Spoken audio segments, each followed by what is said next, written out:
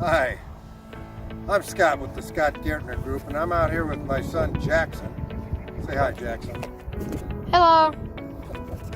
And we're at a new development up here in Scottsdale North, and this is just part one of our series of what we love about Scottsdale North. And I thought this might be a good thing to point out to give folks a feel of what's a little different about this area.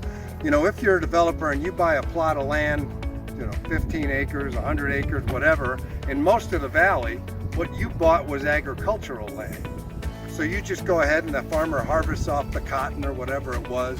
You go in, you bring in your Caterpillar tractors, scrape it all off, put in your utilities, build out the building lots, and you're built fairly cheap way to build, and nothing very special is about it. But up here in Scottsdale North, there is no agricultural land, and we're higher here. So like our airport's, I don't know, about 1,000 feet of elevation, where we're standing, maybe 2,200 square feet, 2,200 feet of elevation. So what that means is that puts us in a band of vegetation called the High Sonoran Desert. It's a very different desert than the rest of the valley. And as you can see a little bit behind me, the saguaros, the saguaros are the ones with the arms, and the palo verde, you've got mesquites. It's a much thicker, lusher desert at this height. And Scottsdale North has done some amazing things to protect that, to keep that. They came up with some legislation called ESLO, people call it. It's the Environmentally Sensitive Land Ordinance. What that does is it tries to keep this desert the desert. So the way you build is different. You can come in and clear off the area, which we're going to show you in a little bit here. But when you do it, you have to protect the desert. You have to keep those special plants. You actually have to take them out, box them, keep them alive, and then replant them again, use them again to keep that desert the desert. Another thing people love about this area is the starry nights. There are no street lights up here. There's very little lighting. So all developments, all commercial and housing developments have to have just down lighting or shielded lighting, because the starry nights up here are really spectacular. So this is just to give you a little bit of a sense of what the desert's like. Of course, the other thing people love about the Scottsdale North area is the mountain views. And then Jack, point out that way to, that's out to, I think, the Continental Mountains out there. And then those are about 5 miles away. That is 3.3 million acres of Tonto National Forest.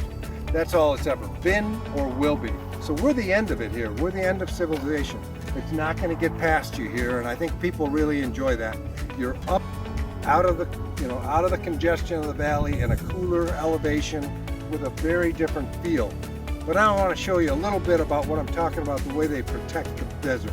Okay, now that's where they're getting ready to build. You can see the water trucks are out there. They're putting the utilities in. This looks like any building site anywhere in the valley. Pretty normal. But this has already been, they call it de-vegged. They've taken out the major vegetation and set it aside. Show down the road, Jeff. Here you can see some of the trees. This is a large palo verde.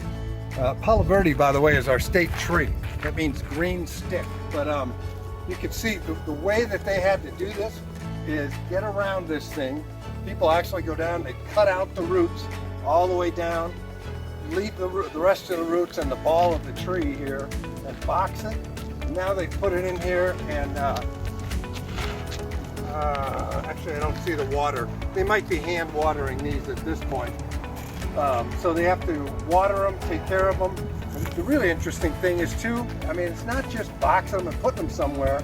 They all have to be set in exactly the same orientation to the sun, or they'll sunburn and die.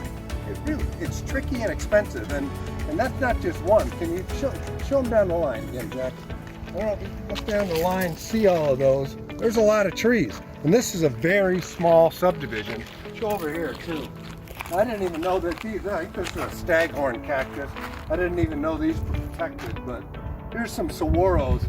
And just a little tip here, the saguaros are actually, while they're incredibly heavy, they weigh tons, fairly easy to transplant because the root system is so high. It's only a couple of inches into the ground.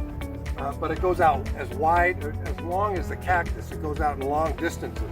So they cut those off, transplant them, and all this stuff will be put back into the desert.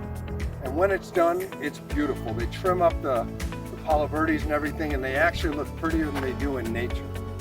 So that's one of the things we like about the Scottsdale North area, is that it's protected and preserved and kept in the beautiful state it's always been, even though we brought people into it. And by the way, another thing, part of Eslo, is paint reflectivities. All the homes up here, there's a lot of different variations, but typically no greater than a 40% paint reflectivity.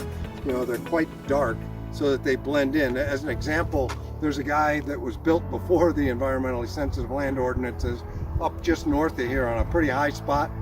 When you're in Paradise Valley, you can literally see his house.